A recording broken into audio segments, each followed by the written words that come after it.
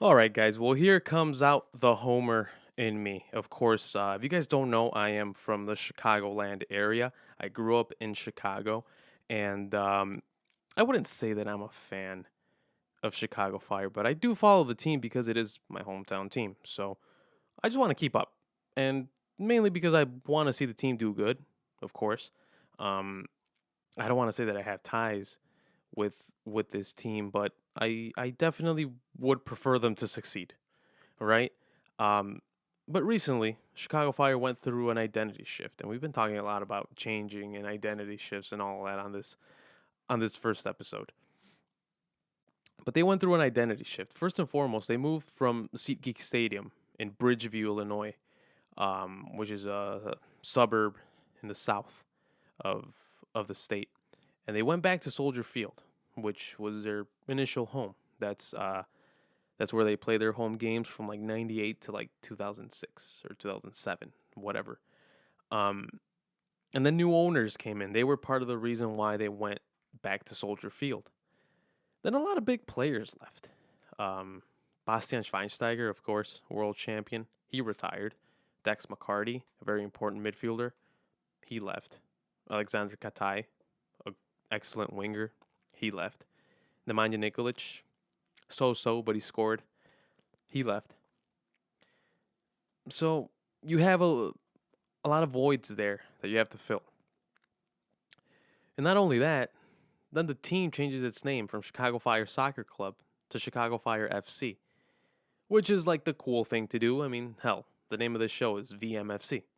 So they changed their name, VMFC, Chicago Fire FC, not VMFC. That's us.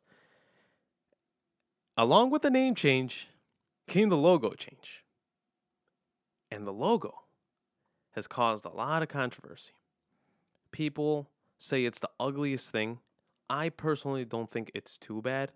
Of course, I prefer the original one because it's one of the more unique logos in MLS. Because in MLS, it looks like every logo looks the same.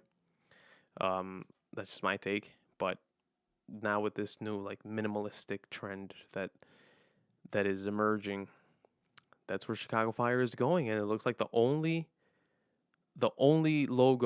unique logo left in the MLS has disappeared.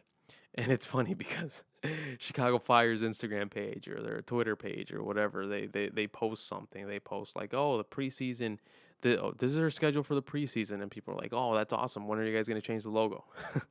So it's always something like that. And a new coach is coming in as well. The name escapes off the top of my head. A new GM as well. The GM brought the coach, so that's good. That's a good sign. They're probably going to be on good terms. They've worked together before. Um, so this change, uh, I think it might go okay. It should be okay, despite the ugly logo or the not so pretty logo. I don't think it's ugly. It's just not very pretty. Despite the ugly logo or the logo change, despite all the change, I think Chicago Fire will be okay. Everything will be all right. Let's just be patient. Just be very patient because even if the big signings don't come to Chicago, there was rumors that Chicharito, Javier Hernandez, um, was going to play for Chicago Fire. There was rumors that Andres Guardado was going to play for Chicago Fire. None of that has happened. It doesn't look like any signing is going to happen. Doesn't look like any big player wants to play for Chicago Fire. They're like, oh, the city's cool, but yeah, I don't think I want to play for you guys. I mean, I guess. But it's not all bad because even if those guys decide not to play for the Fire, well, guess what? You have opportunity to let the youngsters grow. Give them some exposure. Let them play. Let them play in the home opener against Atlanta. Let them play in Seattle against Seattle. Let them play against LAFC. Why not? If these guys don't want to come, well, then let's make our own crop of players. Why not? Just let these players grow. Let them get exposure. Why not? The opportunity is right there. It's literally right there. Why not take it? This is also a great opportunity for Georgi Mihailovic to show up and show off because he was benched a lot last season for whatever reason. We don't know. But he was benched a lot.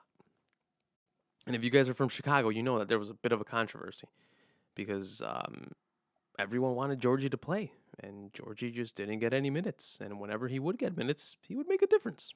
He was good. He's good. He's a very good player. He can become the star of the team.